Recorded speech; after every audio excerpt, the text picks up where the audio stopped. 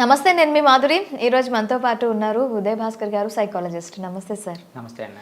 Sir, ఒడిదుడుకులతో వెళ్తున్న బండి ఎప్పటికైనా పడిపోతుంది, కేర్ఫుల్గా వెళ్ళాలి అని చెప్పి అంటూ ఉంటారు. అసలు ఈ అబ్స్టాకల్స్ అనేవి మనిషి అధిగమించగలడా? ఎలాంటి సిచ్యువేషన్స్లో దీన్ని అధిగమించవచ్చు? అబ్స్టాకల్స్ని అసలు మనిషి అధిగమించడానికి ఎలాంటి కృషి చేయాల్సి ఉంటుంది? ఓకే, మీకు ఒక చిన్న కథ చెప్తానండి. ఇక్కడ నేను ఒక చేపలు పట్టేవాడు ఉండేవాడు గతంలో. ఆయన ఏంటంటే తన జీవితకాలంలో ఎప్పుడు ఎక్కడైతే వెళ్తూ ఉంటాడో అదే ఏరియాలో తన వల వేసేవాడు. డిఫరెంట్ రకరకాల చేపలన్నీ కూడా ఆయన వలలో పడేవి తీసుకుని వచ్చేవాడు. అందులో ఒకసారి ఏంటంటే ఒక 4-5 చేపలు మాత్రం కొంచెం కొత్త రకం పడినాయి అనమాట ఫస్ట్ టైం. సో ఆయన చూసి ఆశ్చర్యపోయాడు. ఆ చేపలు చాలా టేస్టీగా ఉన్నాయని నెక్స్ట్ టైం వచ్చే వాళ్ళు కూడా, అంటే వాళ్ళు అతనికి ఉన్నటువంటి కస్టమర్స్ ఎవరైతే ఉన్నారో అవే కావాలి అనవటం చూశాడు అనమాట. సో అదే ఏరియాకి వెళ్ళాడు. ఈసారి స్పెసిఫిక్గా అటువంటి చేపలనే కోరుకునే విధంగా లేదా పట్టుకునే విధంగా ప్లాన్ చేసుకొని అటువంటి వాటిని తీసుకొచ్చాడు. అలా కొన్ని నెలల పాటు గడిచింది. తర్వాత ఏంటంటే దాని నెంబర్ తగ్గిపోతుంది, సైజ్ తగ్గిపోతుంది అనమాట. సో ఇంకో దగ్గరికి వెళ్ళిపోవాలేమో, మళ్ళీ నాకు బిజినెస్ అంతా దెబ్బతింటుంది, సరే ఏం చేయాలా అని ఆలోచిస్తున్నప్పుడు ఆయనకు ఒక ఆలోచన వచ్చింది. అరే, నా ఇంట్లోనే పెద్ద బావి ఉంది కదా వెనకాతల, సో దీన్ని నేను అక్కడ పెంచుకుంటే, ఈ బ్రీడ్ ఏదైతే ఉందో దాన్ని నేను పెంచుకోగలిగితే నేను ఇంకా ఎక్కువ మార్కెటింగ్ చేసుకోవచ్చు, ఇంకా ఎక్కువ బిజినెస్ చేసుకోవచ్చు కదా అని చెప్పేసి అక్కడికి వెళ్ళి ఆ చిన్న చేపలు ఏవైతే ఉన్నాయో అందులో పడేస్తాడండి. అందులో ఉన్నటువంటి ఒక చిన్న చేప పిల్ల మొత్తం ఆ నుయ్యి ఏదైతే ఉందో ఆ బావి చుట్టూ, పెద్ద బావి అది, దాని చుట్టూ కూడా చాలా స్పీడ్గా ఈత కొడుతూ తిరుగుతూ ఉందన్నమాట. అయితే అందులోనే ఎప్పటి నుంచో స్వస్థలం నాది ఇదే అన్నట్టుగా ఒక పెద్ద కప్ప ఒకటి ఉంది. ఓకే. ఆ కప్ప ఏంటంటే చూసింది ఒక్కసారి దాని దగ్గరికి వెళ్ళి, అరే తమ్ముడు ఒకసారి ఆగని చెప్తున్నాను. అంటే అది ఆయాసపడుతూ ఆ చేపపిల్ల అంటుందన్నమాట, అన్న ఇక్కడ నుంచి బయట పెట్టడం ఎలా అన్న. ఏంటి నీ ఆవేశం ఏంటి అసలు? ఇప్పుడే కదా వచ్చావు, హ్యాపీగా మనం ఫుడ్ పాడేస్తూ ఉంటాడు, తినేసి హ్యాపీగా పడుకొని నీ జీవితం ఎన్ని రోజులు అయితే ఉంటుందో అన్ని రోజులు నువ్వు ఇక్కడే బతకొచ్చు కదా, ఎందుకంత ఆవేశపడిపోతున్నావు అని.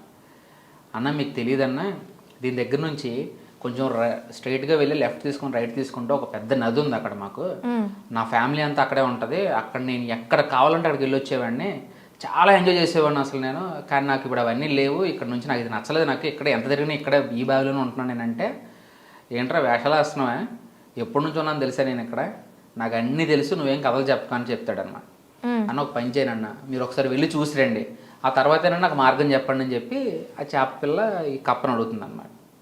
ఇప్పుడు సీనియర్ నేను చెప్పాను, వెళ్ళకపోతే నా పరువు పోతుందేమో అని ఆ ఫీల్ ఏదైతే ఉందో దాన్ని ఫస్ట్ టైం బయటకు వెళ్ళి ప్రపంచం ఎలా ఉందని చూడటానికి అలా ఒక్కసారి అలా పైకి తలెత్తి చూస్తే చల్లని గాలి తగిలేసరి భయపడింది అక్కడే కప్ప.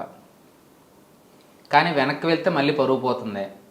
సో ముందుగా వెళ్ళాలని డిసైడ్ అయ్యి ఫస్ట్ టైం ఆ కప్ప ఆ నుయ్యిలో నుంచి బయటకు వస్తుంది.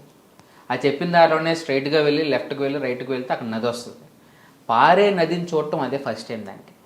సో దాంట్లో దూకితే చచ్చిపోతానేమో అని భయం, కానీ మళ్ళీ అదే తలంపు, ఏమని వెనక్కి వెళ్తే మళ్ళీ పరుగు పోతుందని. ఒక్కసారి డేర్ చేసి ఆ ఒక్క స్టెప్, ఆల్రెడీ ఇంత దూరం వచ్చాను కాబట్టి ఇంకొక స్టెప్ తీసుకుంటానని చెప్పి మళ్ళీ అందులో దూకుతుంది అనమాట. చూస్తే దానికి ఎప్పటికీ పరిచయం లేనటువంటి ఎన్నో జీవచారాలు అందులో కనిపిస్తాయి. చాలా హ్యాపీగా తిరుగుతూనే ఉన్నాయి, అటు ఇటు ఎంజాయ్ చేస్తుంటే కనిపిస్తుంది అనమాట. దాని జాతి కూడా కొన్ని అందులో కనిపిస్తూ ఉంటాయి. సో నేను ఇన్ని సంవత్సరాలు ఆ నూతిలో ఉండి అలా ఉండిపోయాను అనమాట అని చెప్పి మళ్ళీ వెనక్కి వస్తుంది. వెనక్కి వచ్చి వీళ్ళ ఫ్యామిలీ అందరినీ తీసుకుని వెళ్తుంది. అప్పుడు చేపలు అడుగుతుంది అనమాట, ఏంటన్నా నాకు దారి చెప్పండి అని. అంటే, సారీ అమ్మా, దీనిలోనికి రావటమే కానీ మళ్ళీ బయటికి వెళ్ళటం అని నీలాంటి చేపలకైతే కుదరదు. సో అయితే వాడి చేతిలోనో లేకపోతే ఈ నూతిలోనో చనిపోవాలి తప్పితే ఇంక వేరే ఆప్షన్ లేదు. కానీ నాకైతే ఆపర్చునిటీ ఇచ్చావు, మంచి ఆప్షన్ చూపించావు కాబట్టి నీకు మాత్రం గ్రాటిట్యూడ్ చెప్పుకుంటున్నాను నేనని చెప్పి వాళ్ళ ఫ్యామిలీని తీసుకుని అది వెళ్ళిపోతుంది అనమాట.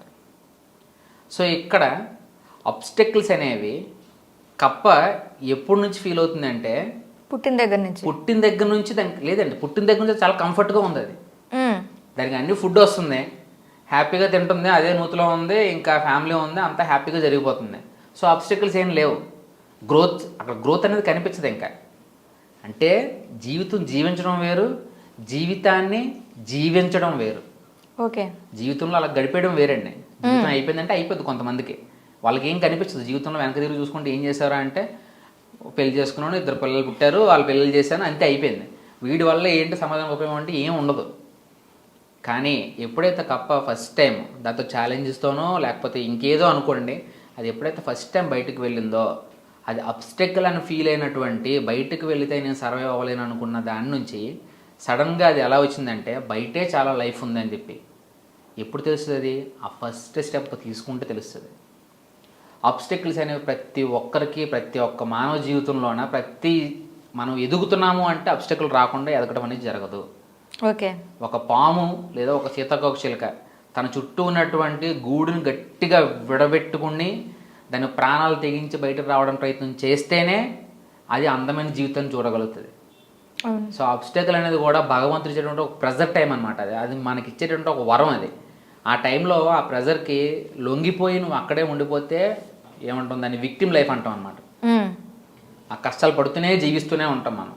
ఒక్కసారి ఆ కష్టాన్ని కూడా మనం భరించి పైకి రావడానికి ప్రయత్నం చేస్తే అక్కడ నుంచి కష్టం అనేది చాలా తక్కువ కనిపిస్తుంది మనకి. మన పేరు ప్రపంచం అంతా వినిపించే అవకాశం అక్కడ నుంచి స్టార్ట్ అవుతుంది అన్నమాట. సో అబ్స్టెకల్ని చూసే విధానం బట్టి ఉంటుందండి.